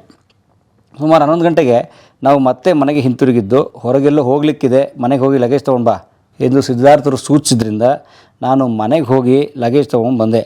ಸುಮಾರು 12:30 ಹೊತ್ತಿಗೆ ನಾವು ಮನೆ ಬಿಟ್ಟು ಅವರ ಸೂಚನೆಯಂತೆ ಸೋನ್ಸೋ ಕಾರ್ ನಂಬರ್ ಸಂಖ್ಯೆಯ ಇನೋವಾ ಕಾರನ್ನು ಸಕಲೇಶ್ಪುರದತ್ತ ಚಲಾಯಿಸಲಾರಂಭಿಸಿದೆ. ಸಕಲೇಶ್ಪುರ ಸಮೀಪಿಸುತ್ತಿದ್ದಂತೆ ನನ್ನ ಮಾಲೀಕರು ಮಂಗಳೂರಿನ ಹತ್ರ ಕಾರು ಓಡಿಸುವಂತೆ ಸೂಚಿಸಿದರು. ಅವ್ರ ಸೂಚನೆಯಂತೆ ನಾನು ಮಂಗಳೂರಿನ ಕಡೆ ಕಾರು ಡ್ರೈವ್ ಮಾಡಲಾರಂಭಿಸಿದೆ. ಮಂಗಳೂರು ನಗರದ ಪ್ರಾರಂಭದಲ್ಲಿರುವ ವೃತ್ತವನ್ನು ತಲುಪಿದ ಮೇಲೆ ಸೈಟ್ಗೆ ಹೋಗಲಿಕ್ಕಿದೆ, ಅಂದರೆ ಮಂಗಳೂರಿನ ವಿಶೇಷ ಆರ್ಥಿಕ ವಲಯ SEZ ಹತ್ರ ಇರುವಂಥ ಒಂದು ಸೈಟ್ಗೆ ಹೋಗಲಿಕ್ಕಿದೆ. ಕಾರನ್ನು ಎಡಭಾಗದ ರಸ್ತೆಗೆ ತಿರುಗಿಸುವಂಥ ಸೂಚಿಸಿದರು. ಅದರಂತೆ ನಾನು ಕೇರಳ ಹೆದ್ದಾರಿಯತ್ತ ಕಾರು ತಿರುಗಿಸಿದೆ. ಅಲ್ಲಿಂದ 3-4 ಕಿಲೋಮೀಟರ್ ಕ್ರಮಿಸಿದ ನಂತರ ನಾವು ನೇತ್ರಾವತಿ ಸೇತುವೆಯನ್ನು ಸಮೀಪಿಸುತ್ತಿದ್ದಂತೆ ಕಾರ್ ನಿಲ್ಲಿಸುವಂತೆ ಸೂಚಿಸಿ ಕಾರಿಂದ ಕೆಳಗಿಳಿದು, ನಾನು ಸ್ವಲ್ಪ ವಾಕ್ ಮಾಡ್ತೇನೆ, ನೀನು ಸೇತುವೆ ಆ ತುದಿಗೆ ಹೋಗಿ ಕಾಯ್ತಾ ಇರು ಅಂತ ಸೂಚಿಸಿದ್ರು. ಅವರ ಸೂಚನೆ ಮೇರೆಗೆ ನಾನು ಸೇತುವೆ ಮತ್ತೊಂದು ತುದಿಗೆ ಹೋಗಿ ಕಾರ್ ನಿಲ್ಲಿಸ್ಕೊಂಡು ಕಾದೆ. ನನ್ನತ್ತ ನಡೆದುಕೊಂಡು ಬಂದ ಸಿದ್ಧಾರ್ಥರು ಕಾರಿನೊಳಗೆ ಕುಳಿತು ಕಾಯುತ್ತಿರುವಂತೆ ತಿಳಿಸಿ ಮತ್ತೆ ಹಿಂತಿರುಗಿ ಡಬಲ್ ರಸ್ತೆಯ ಬಲಬದಿಯ ಸೇತುವೆ ಮೇಲೆ ನಡ್ಕೊಂಡು ಹೋದರು. ಸುಮಾರು 8 ಗಂಟೆ ಆದರೂ ಅವರು ಹಿಂತಿರುಗಿದ್ದಾಗ ಅವರ ಮೊಬೈಲ್ ಸಂಖ್ಯೆ ಸೋ ಕರೆ ಮಾಡಿದೆ. ಆದರೆ ಅವ್ರ ಮೊಬೈಲ್ ಸ್ವಿಚ್ ಆಫ್ ಆಗಿತ್ತು. ನಾನು ಮತ್ತೆ ಪ್ರಯತ್ನಿಸಿದ್ರು, ಅವ್ರ ನಂಬರ್ ಸಿಗಲಿಲ್ಲ. ಆತಂಕಗೊಂಡ ನಾನು ಸುಮಾರು 9 ಗಂಟೆ ಹೊತ್ತಿಗೆ ಅವರ ಮಗ ಅಮರ್ತ್ಯರಿಗೆ ಕರೆ ಮಾಡಿ ಸಿದ್ಧಾರ್ಥರು ವಾಕ್ ಹೋದವರು ಇನ್ನೂ ಹಿಂತಿರುಗದೇ ಇರುವ ಬಗ್ಗೆ ಮಾಹಿತಿ ಕೊಟ್ಟೆ. ಅಮರ್ತ್ಯ ತಾನೂ ಸಿದ್ಧಾರ್ಥರ ನಂಬರ್ಗೆ ಸಂಪರ್ಕಿಸಲು ಪ್ರಯತ್ನಿಸುವುದಾಗಿಯೂ ನನಗೆ ಅಲ್ಲಿಯೇ ಕಾಯುವಂತೆ ಸೂಚಿಸಿದರು. ಅಲ್ಲಿಂದ ಸ್ವಲ್ಪ ಹೊತ್ತಿಗೆ ಮಂಗಳೂರಿನ ಕಚೇರಿಯ ಉದ್ಯೋಗಿ ಪ್ರದೀಪ್ ಶೆಟ್ಟಿ ಬಂದರು. ಏನೇನು ನಡೀತು ಅಂತ ನಾನು ವಿವರಿಸಿದೆ. ಅಮರ್ತ್ಯ ಮತ್ತು ಕಂಪನಿ ಇನ್ನೂ ಕೆಲವು ಉದ್ಯೋಗಿಗಳೊಂದಿಗೆ ಕೆಲವು ಹೊತ್ತು ಚರ್ಚೆ ನಡೆಸಿದ ನಂತರ ಪೊಲೀಸ್ ಠಾಣೆಗೆ ತೆರಳಿ ಕಾಣೆಯಾಗಿರುವ ಕುರಿತು ದೂರು ನೀಡಲು ನಿರ್ಧರಿಸಿದ್ದು. ಅದರಂತೆ ನಾನು ಜುಲೈ 30 ರಾತ್ರಿ ಸುಮಾರು 12:45 ಹೊತ್ತಿಗೆ ದೂರನ್ನು ನೀಡುತ್ತಿದ್ದೇನೆ. ನನಗೆ ಬರೆಯಲು ಬಾರದಿರುವುದರಿಂದ ಟೈಪ್ ಮಾಡಿರೋ ದೂರಿನ ಪ್ರತಿಗೆ ಸಹಿ ಮಾಡಿದ್ದೇನೆ. ಈ ಮೂಲಕ ಕಾಣೆಯಾಗಿರೋ ಮಾಲೀಕರನ್ನು ಹುಡುಕೊಡುವಂತೆ ಮನವಿ ಮಾಡ್ತೇನೆ. ನನ್ನ ಮಾಲೀಕರ ಹೆಸರು VG ಸಿದ್ಧಾರ್ಥ, ವಯಸ್ಸು ಸುಮಾರು 60 ವರ್ಷ, ಸಾಮಾನ್ಯ ದೇಹ ಪ್ರಕೃತಿ, ದುಂಡು ಮುಖ. ಅವರು ಕಾಣೆಯಾಗಿರುವ ಸಮಯದಲ್ಲಿ ಕಪ್ಪು ಟೀ ಶರ್ಟ್, ಜೀನ್ಸು, ಕಪ್ಪು ಶೂ ಧರಿಸಿರ್ತಾರೆ. ಇದು ಬಸವರಾಜ್ ಅವರು ಕಾರ್ ಚಾಲಕರು, ಸಿದ್ಧಾರ್ಥ ಅವರು ಕಾರ್ ಚಾಲಕರು. ಅವರು ಸಿದ್ಧಾರ್ಥ್ ಸರ್ ಮಿಸ್ ಆದಾಗ ಕೊಟ್ಟಿರುವಂಥ ದೂರಿನ ಪ್ರತಿ ಇದು. ಮಂಗಳೂರು ಠಾಣೆಯಲ್ಲಿ, ನೇತ್ರಾವತಿ ನದಿ ಹತ್ರ ಇರೋ ಮಂಗಳೂರು ಠಾಣೆಯಲ್ಲಿ ಇನ್ನೊಂದು ಲೆಟ್ರ್ ಓದ್ತೇನೆ. ಇದು ಕಾಫಿ ಡೇ ಸಿದ್ಧಾರ್ಥ್ ಅವರು ಬರೆದಿದ್ದಾರೆ ಅಂತ ಹೇಳಲಾಗುವಂತಹ ಅವರ ಮರಣಪತ್ರ, ಡೆತ್ ನೋಟ್. ನಿರ್ದೇಶಕ ಮಂಡಳಿ ಮತ್ತು ಕಾಫಿ ಡೇ ಕುಟುಂಬಕ್ಕೆ ಈ 37 ವರ್ಷಗಳಲ್ಲಿ ಕಠಿಣ ಪರಿಶ್ರಮದ ಬದ್ಧತೆಯ ಫಲವಾಗಿ ನಮ್ಮ ಕಂಪನಿಗಳು ಮತ್ತದರ ಅಂಗಸಂಸ್ಥೆಗಳಲ್ಲಿ 30,000 ನೇರ ಹುದ್ದೆಗಳು ಮತ್ತು ನಾನು ದೊಡ್ಡ ಪಾಲುದಾರಿಕೆಯನ್ನು ಹೊಂದಿರುವ ತಂತ್ರಜ್ಞಾನ ಕಂಪನಿಗಳಲ್ಲಿ ಮತ್ತೆ 20,000 ಹುದ್ದೆಗಳನ್ನು ಸೃಷ್ಟಿಸಿದ ಹೊರತಾಗಿಯೂ ನಾನು ಲಾಭದಾಯಕ ಉದ್ಯಮ ಮಾದರಿಯನ್ನು ಕಟ್ಟುವುದರಲ್ಲಿ ಸೋತು ಹೋಗಿದ್ದೇನೆ. ನನ್ನ ಕಂಪನಿಗಳಿಗಾಗಿ ನಾನು ನನ್ನ ಎಲ್ಲವನ್ನೂ ಕೊಟ್ಟಿದ್ದೇನೆ. ಆದರೆ ನನ್ನ ಮೇಲೆ ನಂಬಿಕೆ ಇಟ್ಟ ಎಲ್ಲರನ್ನೂ ನಡುದಾರಿಯಲ್ಲಿ ಕೈ ಬಿಡುತ್ತಿರುವುದಕ್ಕೆ ದಯವಿಟ್ಟು ಕ್ಷಮಿಸಿ. ಸುದೀರ್ಘ ಕಾಲ ನಿರಂತರವಾಗಿ ಹೋರಾಡಿದ್ದೇನೆ. ಆದರೆ ಇಂದು ನನ್ನ ಕಂಪನಿಯಲ್ಲಿ ಹೂಡಿಕೆ ಮಾಡಿದ್ದ ಖಾಸಗಿ ಷೇರುದಾರರೊಬ್ಬರು ಷೇರುಗಳನ್ನು ಮರಳಿ ಖರೀದಿಸುವಂತೆ ಹೇರುತ್ತಿರುವ ಒತ್ತಡಗಳನ್ನು ತಾಳಲಾರದೆ ಸೋತು ಕೈ ಚೆಲ್ಲುತ್ತಿದ್ದೇನೆ. ಇತರೆ ಷೇರುದಾರರ ತೀವ್ರ ಒತ್ತಡವೂ ನನ್ನನ್ನು ಈ ಪರಿಸ್ಥಿತಿಗೆ ತಳ್ಳಿದೆ. ಹಿಂದಿನ ಆದಾಯ ತೆರಿಗೆ ಇಲಾಖೆಯ ಮಹಾನಿರ್ದೇಶಕರು ನಮ್ಮ ಮೈಂಡ್ ಟ್ರೀ ಒಪ್ಪಂದವನ್ನು ತಡೆಯಲು 2 ಪ್ರತ್ಯೇಕ ಸಂದರ್ಭಗಳಲ್ಲಿ ನಮ್ಮ ಷೇರುಗಳನ್ನು ಮುಟ್ಟುಗೋಲು ಹಾಕಿಕೊಳ್ಳುವ ಮತ್ತು ನಂತರ ನಮ್ಮ ಕಾಫಿ ಡೇ ಷೇರುಗಳನ್ನು ಸ್ವಾಧೀನಕ್ಕೆ ತೆಗೆದುಕೊಳ್ಳುವ ಮೂಲಕ ಸಾಕಷ್ಟು ಕಿರುಕುಳ ನೀಡಿದ್ದರು. ಆದರೂ ನಾವು ಪರಿಷ್ಕೃತ ರಿಟರ್ನ್ಗಳನ್ನು ಸಲ್ಲಿಸಿದ್ದೇವೆ. ಇದು ತುಂಬ ಅನ್ಯಾಯ ಮತ್ತು ಗಂಭೀರ ಹಣದ ಹರಿವಿನ ಬಿಕ್ಕಟ್ಟಿಗೆ ಕಾರಣವಾಗಿದೆ. ಕ್ಯಾಶ್ ಫ್ಲೋ ಸಮಸ್ಯೆಯಾಗಿದೆ. ಹೊಸ ಆಡಳಿತ ತಂಡದೊಂದಿಗೆ ಮತ್ತಷ್ಟು ಗಟ್ಟಿಯಾಗಿ ಉದ್ಯಮವನ್ನು ಮುನ್ನಡೆಸಿಕೊಂಡು ಹೋಗಿ ಎಂದು ನಾನು ಪ್ರತಿಯೊಬ್ಬರಿಗೂ ಮನವಿ ಮಾಡಿಕೊಳ್ತೇನೆ. ನಡೆದಿರುವ ಎಲ್ಲ ತಪ್ಪುಗಳಿಗೂ ನಾನೊಬ್ಬನೇ ಹೊಣೆಗಾರ. ಪ್ರತಿಯೊಂದು ಹಣದ ವ್ಯವಹಾರಕ್ಕೂ ನಾನು ಮಾತ್ರವೇ ಜವಾಬ್ದಾರ. ನನ್ನ ತಂಡ, ಲೆಕ್ಕ ಪರಿಶೋಧಕರು ಮತ್ತು ಹಿರಿಯ ಆಡಳಿತ ತಂಡಕ್ಕೆ ಈ ವ್ಯವಹಾರದ ಕುರಿತು ಯಾವುದೇ ಅರಿವಿಲ್ಲ. ಈ ಎಲ್ಲ ವ್ಯವಹಾರಗಳ ಮಾಹಿತಿಯನ್ನು ನಾನು ಎಲ್ಲರಿಂದಲೂ ಮುಚ್ಚಿಟ್ಟಿದ್ದೇನೆ. ನನ್ನ ಕುಟುಂಬದಿಂದಲೂ ಕೂಡ ಮುಚ್ಚಿಟ್ಟಿದ್ದೇನೆ. ಹಾಗಾಗಿ ಕಾನೂನು ಇವೆಲ್ಲ ತಪ್ಪುಗಳಿಗೂ ನನ್ನನ್ನು ಮಾತ್ರವೇ ಜವಾಬ್ದಾರಿಯನ್ನಾಗಿಸಬೇಕು. ಯಾರನ್ನೂ ಮೋಸಗೊಳಿಸುವ ಅಥವಾ ದಾರಿ ತಪ್ಪಿಸುವ ಉದ್ದೇಶ ನನ್ನದಾಗಿರಲಿಲ್ಲ. ಆದರೆ ಒಬ್ಬ ಉದ್ಯಮಿಯಾಗಿ ನಾನು ಸಂಪೂರ್ಣವಾಗಿ ವಿಫಲನಾಗಿದ್ದೇನೆ. ಇವು ನನ್ನ ಪ್ರಮಾಣಪೂರ್ವಕ ಮಾತುಗಳು. ಮುಂದೊಂದು ದಿನ ನೀವು ನನ್ನನ್ನು ಅರ್ಥ ಮಾಡ್ಕೊಳ್ತೀರಿ ಮತ್ತು ಕ್ಷಮಿಸುತ್ತೀರಿ ಎಂಬ ವಿಶ್ವಾಸವಿದೆ. ಈ ಪತ್ರದೊಂದಿಗೆ ನಮ್ಮ ಆಸ್ತಿಗಳ ಮತ್ತು ಪ್ರತಿಯೊಂದು ಆಸ್ತಿಯ ಅಂದಾಜು ಮೌಲ್ಯವನ್ನು ಪಟ್ಟಿ ಮಾಡಿ ಲಗತ್ತಿಸಿದ್ದೇನೆ. ನಮ್ಮ ಆಸ್ತಿಗಳ ಮೌಲ್ಯವು ಸಾಲಕ್ಕಿಂತ ಹೆಚ್ಚಿದ್ದು ಪ್ರತಿಯೊಬ್ಬರ ಸಾಲವನ್ನೂ ಮರುಪಾವತಿಸಬಹುದಾಗಿದೆ. ಇಂತಿ VG ಸಿದ್ಧಾರ್ಥ್. ಸಿದ್ಧಾರ್ಥ್ ಅವರು ಬರೆದಿದ್ದಾರೆ ಅಂತ ಹೇಳಲಾಗುವಂತಹ ಇದು ಡೆತ್ ನೋಟು. ಸೊ ಇದು ಪುಸ್ತಕ ಸ್ನೇಹಿತರೆ, ದಯವಿಟ್ಟು ಪುಸ್ತಕ ನೀವು ತೊಗೊಳ್ಳಿ. ಇದು ಎಷ್ಟು ಸರ್ ಪುಸ್ತಕ ಇದು? ಈ 350 ರೂಪಾಯಿ ಪುಸ್ತಕ ಇದು. ಕಲಾಮಾಧ್ಯಮ ಹೆಸರು ಒಂದು ಸಣ್ಣ ಡಿಸ್ಕೌಂಟ್ ಕೂಡ ಕೊಡ್ತಾರೆ ಅವ್ರು ನಿಮಗೆ, ಕಲಾಮಾಧ್ಯಮ ಚಂದಾದಾರರು ಅಂತ ಹೇಳಿ. ಇವರು ನಮ್ಮ ಗೆಳೆಯರೇ ಪಬ್ಲಿಷರು. ಕಾಫಿ ಕಿಂಗ್ ಈ ಪುಸ್ತಕ ಅಂದರೆ ಇದು ಸುಮ್ಮನೆ ಓದು ಬಿಟ್ಬಿಡೋ ಪುಸ್ತಕ ಅಲ್ಲ. ಇದು ಒಂದು ಮಾರ್ಗದರ್ಶಿ. ಯಾರಿಗೆ ಹೇಳಿ? ಹೊಸದೇನೋ ಮಾಡಬೇಕು ಬದುಕಲ್ಲಿ, ಉದ್ಯಮನೇ ಕಟ್ಟಬೇಕು ಅಂತಿಲ್ಲ. ನೀವು ಏನೇ ಹೊಸ ಕ್ಷೇತ್ರಕ್ಕೆ ಕಾಲಿಟ್ಟೇನೋ ಹೊಸದು ಮಾಡ್ತೀನಿ ಅಂತ ಉತ್ಸಾಹಿಗಳೆಲ್ಲರೂ ಏನು ಮಾಡಬೇಕು, ಏನು ಮಾಡಬಾರ್ದು, ಎಲ್ಲಿ ತಪ್ಪಬಹುದು ನೀವು ಅಂತ ಹೇಳುವಂಥ ದಾರಿದೀಪ ಇದು. This is A light on your way ಅದನ್ನ ಹೇಳೋಕ್ಕೆ ಇಷ್ಟಪಡ್ತೀನಿ. ಅಂತಂದು ಒಳ್ಳೆ ಪುಸ್ತಕ. ಯಾಕಂದರೆ ಗೆದ್ದವ್ರ ಕಥೆ ಕೇಳಿ ನಾವು ಸ್ಫೂರ್ತಿ ಪಡೆಯೋದು ಒಂದು, ಆದರೆ ಗೆದ್ದು ಉಚ್ಛ್ರಾಯದಲ್ಲಿದ್ದವ್ರು ಬಿದ್ದವ್ರ ಕಥೆ ಭಾಳ ಅಪರೂಪದ ಕಥೆ. ಹಾಗಾಗಿ ಇದನ್ನು ತೊಗೊಂಡು ಓದಿ ಪುಸ್ತಕ ಅಂತ ನಾನು ಕೇಳ್ಕೊತೀನಿ. ಇದು ಭಾಳ ಚೆನ್ನಾಗಿ ಓದಿಸ್ಕೊಳ್ಳುತ್ತೆ. ಯಾಕಂದರೆ ಕನ್ನಡದ ಮನೆ ಮಾತಾಗಿದ್ದ ಒಬ್ಬ ಉದ್ಯಮಿಯ ಕಥೆ ಹಾಗಂತ ಕೇಳ್ಕೊತಾ ಇದನ್ನು ಮೂಲದಲ್ಲಿ ಮಾಡಿದ ರುಕ್ಮಿಣಿ ರಾವ್ ಅವ್ರಿಗೂ ಪ್ರೊಸೇನ್ಜಿತ್ ದತ್ತ ಅವ್ರಿಗೂ ಧನ್ಯವಾದ. ಇದನ್ನು ಇಷ್ಟೇ ವಿಶೇಷವಾಗಿ ಅದ್ಭುತವಾಗಿ ಇದನ್ನು ಕನ್ನಡಕ್ಕೆ ಅನುವಾದ ಮಾಡಿ ಕನ್ನಡದೇ ಮೂಲ ಪುಸ್ತಕನ ಅಷ್ಟು ಚೆನ್ನಾಗಿ ಮಾಡಿರುವಂತಹ ನಮ್ಮ ಕಾರ್ತಿಕಾದಿತ್ಯ ಬೆಳಗೋಡು ಅವ್ರಿಗೂ ಧನ್ಯವಾದ. ಭಾಳ ಒಳ್ಳೆ ಕೆಲಸ ಮಾಡಿದ್ದಾರೆ. ಇದ್ರ ಮೇಲೆ ಪ್ರೀತಿ ಇಟ್ಟು ಕನ್ನಡದ ಉದ್ಯಮಿಯ ಸೋಲು ಗೆಲುವಿನ 2 ಕಥೆಯನ್ನು ಪಬ್ಲಿಷ್ ಮಾಡಿರುವಂಥ ಪ್ರಕಾಶಕ ನಮ್ಮ ಗೆಳೆಯರು ನಂದೀಶ್ ಅವ್ರಿಗೂ ಅವ್ರ ಕಾನ್ಕೇವ್ ಮೀಡಿಯಾ ತಂಡಕ್ಕೂ ಶುಭವಾಗಲಿ. ಇದನ್ನು ತೊಗೊಂಡು ಓದೋ ಮೂಲಕ ನಾವು ಈ ಉದ್ಯಮಿಗೆ ಗೌರವಿಸೋಣ, ಕನ್ನಡ ಪುಸ್ತಕಗಳಿಗೆ ಗೌರವಿಸೋಣ.